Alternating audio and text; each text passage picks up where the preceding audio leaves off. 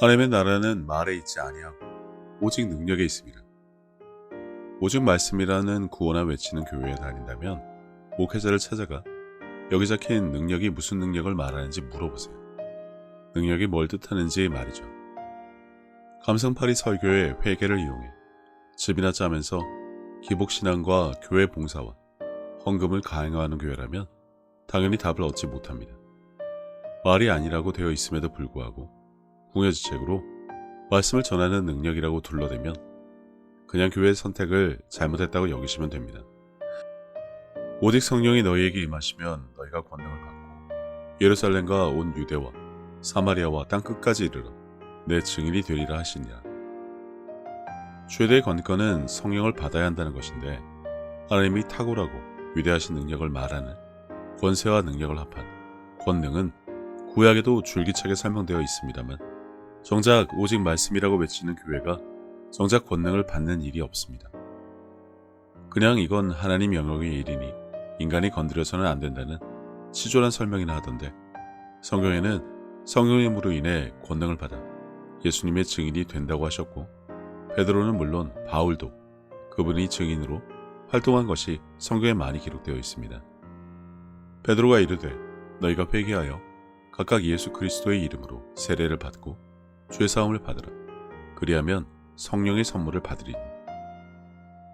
어차피 시작한 김에 이해 여부와는 상관없이 조금 더 높은 단계의 말씀을 나누자면 여기서 일단 카톨릭에서 자주 사용하는 성부, 성자, 성령으로가 아닌 예수 이름으로 세례를 받았다고 되어 있습니다. 지금 교회에서 물 살짝 뿌리는 세례, 버젓이 사용되지만 예수님의 부활 승천 후 성경의 기록을 보면 예수 이름으로 세례를 한다는 말이 나옵니다.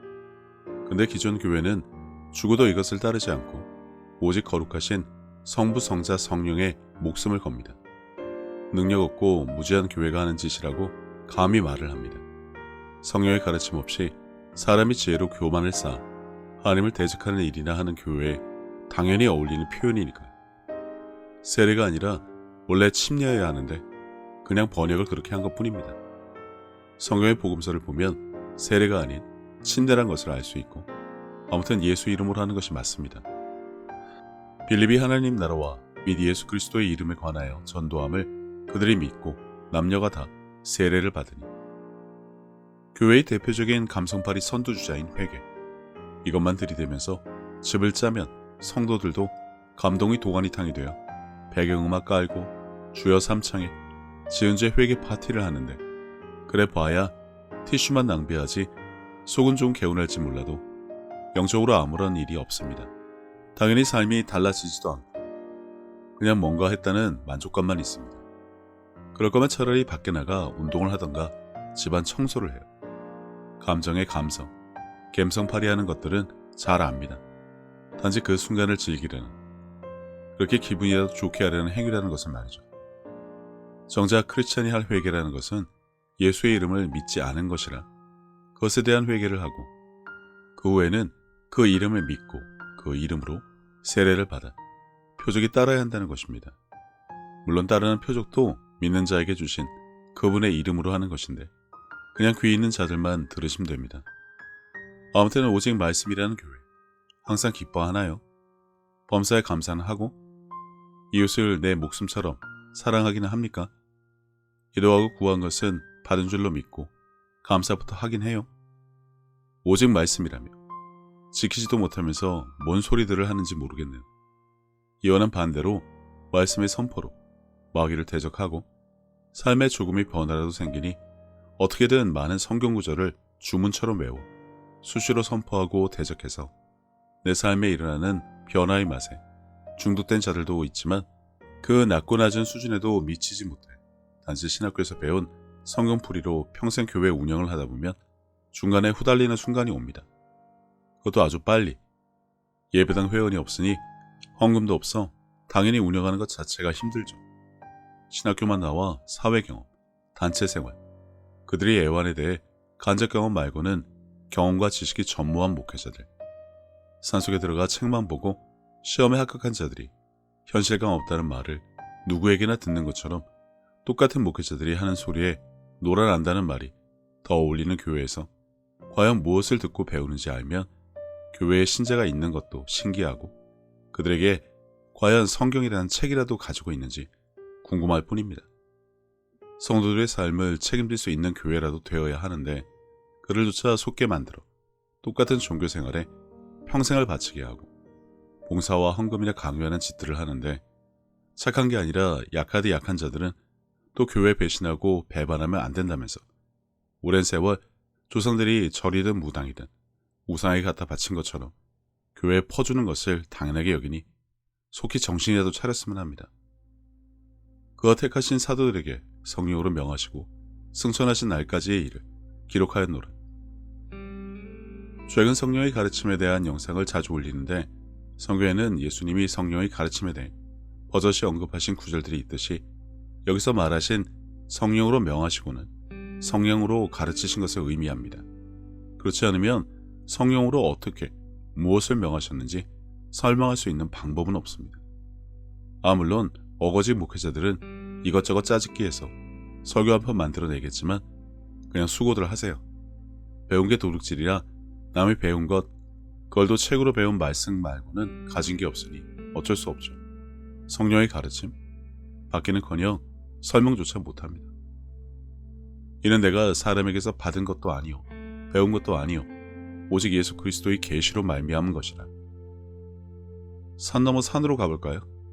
예수 그리스도의 계시라고 합니다. 오직 말씀이라고 외치는 교회에는 신학에서 배운 뜻풀이만 있어서 이런 게 있을 턱이 없지만 아무튼 그냥 이런 게 있어요. 성령의 가르침, 예수님이 계시, 이런 거요. 꿈이나 환상, 그리고 음성과도 같은 영적으로 알 수 있는 다양한 방법을 통해 믿는 자에게 알려주십니다.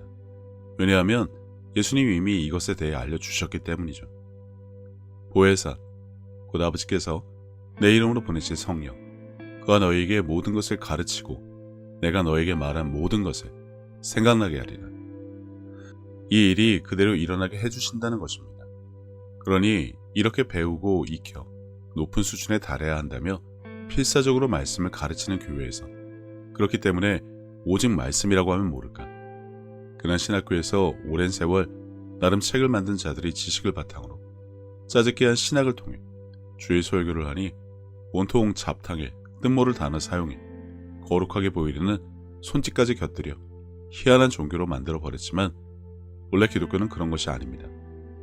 남의 것을 가져다가 배워놓고는 성령의 가르침을 받았다고 할 수 없듯이 내가 직접 그분에게 배우는 일, 계시로 받은 높은 수준의 말씀을 갖고 있지 않으면 다 젖이나 먹는 아이 수준이라 맨날 예배에 목숨 걸어야 하고 거룩한 교회에 봉사하고 헌금 내라 강요하다가 분위기 떨어지면 회개 기도에 열어 감성팔이 눈물의 집이나 짜는 교회. 지금 다니는 교회 대부분 이렇죠. 마치 당연히 그래야 하는 것처럼 어딜 가도 이러니 원래 그런 것으로 압니다. 대부분 목회자들이 신학교 나와 거기서 배운 것을 기초로 평생 가르치니 별 수 없습니다. 그냥 듣기 좋은 말, 마음의 위로가 되는 말, 그 정도 수준에 만족하려는 자들이 문제이기도 하지만 기독교는 그런 것이 아닙니다. 두 가지만 보자면 일단 믿는 자가 되어 따르는 표적이 있어야 하고 예수님이 하신 사역을 계속해서 이어나가는 자가 나와야 한다는 것인데 초대교회 이후 지금의 교회를 비교하면 이전과는 다른 변종의 교회라 당연히 그 일이 일어나지 않습니다. 무엇보다 목회자들이 나서서 표적신앙을 따르면 안 되고 오직 말씀에 대한 믿음을 붙잡아야 한다는데 그래서 누누이 말하지만 말씀을 붙잡아서 뭘 하자는 것이고 그래서 믿음의 반석이라도 만든 경험이라도 있냐고 묻습니다. 자기만족과 종교생활 잘 하라고 성경에 기록되고 예수님이 십자가에 달리신 것이 아닌데 말이죠. 아무튼 믿는 자가 운영하는 교회가 아니라서 아무런 표적도 따르지 않고 권능도 없고 성령의 가르침이 없으니 오직 말씀만 붙잡고 늘어지자 하는데 그것도 제대로 되질 않아 평생 고행을 해야 한다고 하니 이걸 어쩌겠습니까? 성경 외우고 아무리 많이 읽어도 마귀 줬다 대적하지 못하는 수준인데 말이죠. 하나님을 믿으라고 성경에 기록되어 있지만 믿음을 달라고 기도하고 설교하는 교회, 성령의 불을 받아야 한다는 정말 엄하디 엄하고 뜻도 모르면서 지어낸 셀 수 없는 종교적인 단어만 읊어대야 믿음이 있는 것으로 착각들을 하니 이것도 가관이지만 아무튼 성경 백날 파고 들어봐야 뜻풀이 조금 더 할지는 몰라도 죽는 날까지 도를 깨우치기 위해 읽고 배우기만 하는 교회에는 아무런 표적이 따르지 않습니다. 권능도 없고 예수님의 사역을 이어가야 한다는 목소리조차 없습니다. 다시 묻습니다. 오직 말씀. 그래서 뭐 어쩌자는 겁니까? 그분의 말씀을 떠받들고 활자로 기록된 말씀을 내 것으로 만들면 뭐라도 될 것이라 착각들을 하는데 다음 말씀 하나라도 깊이 생각하기 바랍니다. 너희 믿음이 사람이 지혜에 있지 아니하고 다만 하나님의 능력에 있게 하려 하였노라. 우리의 믿음은 하나님의 능력에 있어야 한다고 하십니다. 행함이 없는 믿음에 대한 구절을 기억하신다면 왜 주여 주여 하면서 내 말을 행하지 않냐는 주님의 책망에 대해서도 생각하고 답을 낼 수 있는지 주위에 서로 질문이라도 해보세요. 교회가 언제부터 절간이나 수도원이 되었는지 모르지만 뭐 거기서 온갖 프로그램 만들어서 열심히 교회 운영할 생각들을 하는지 모르겠지만 아무런 말씀과 능력 없이 앉혀둔 장로들과 종교생활이나 하면서 겉만 번지르르한 말씀으로 성도들을 더 이상 우롱하지는 말았으면 합니다. 곧 주일이 다가옵니다. 이번엔 무슨 설교를 하려고 준비들을 할까요?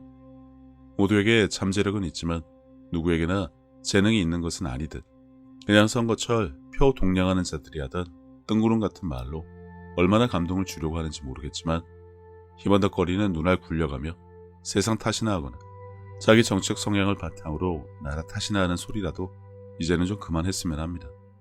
주변에 다 그렇고 그런 사람들 뿐이겠지만 머리에 번지르한 기름, 포마드 대신 성령의 기름 부으심이라도 기도하고 구하면 어떨까 싶네요.